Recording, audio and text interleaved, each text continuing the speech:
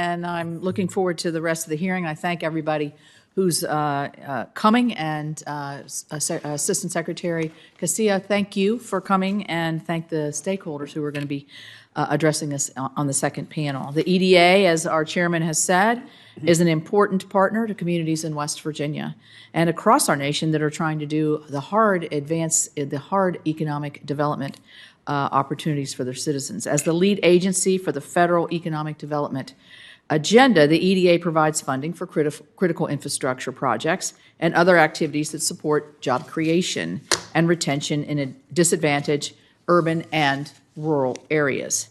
In my capacity as the senator from West Virginia, I have worked to foster a renewed focus by EDA for our home state. And I think it's worked, because since 2015, West Virginia has received over $100 million in investments from EDA, supporting thousands of jobs. I appreciate so much the time that Assistant Secretary Castillo spent in West Virginia, in Huntington, and we've already talked about, hopefully, another visit in the near future.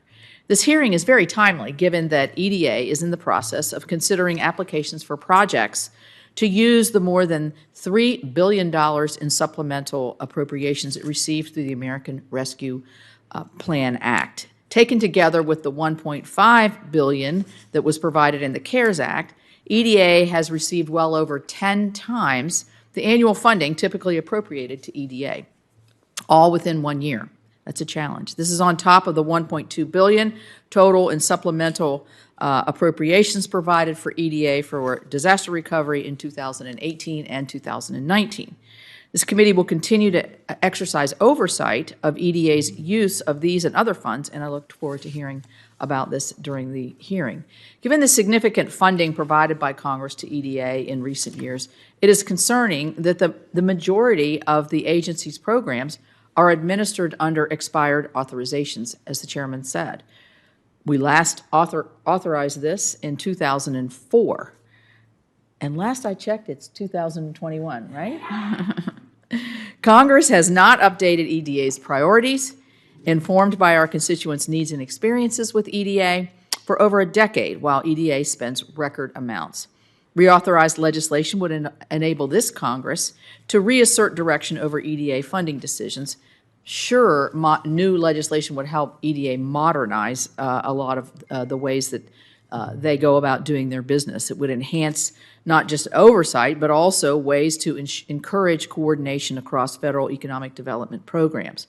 Just last week, the committee welcomed Dr. Jennifer Clyburn-Reed, who has been nominated to serve as the first federal co-chair of the Southeast Crescent Rural Commission. We must ensure good stewardship of government fundings between EDA and the regional commissions, because I think this obviously maximizes the dollars.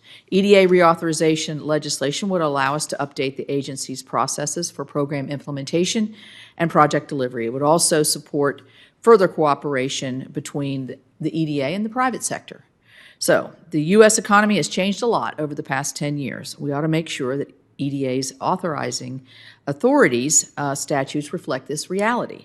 However, I must stress that reauthorization legislation will not be an opportunity to change EDA's traditional missions in favor of other missions. That is best left to other agencies.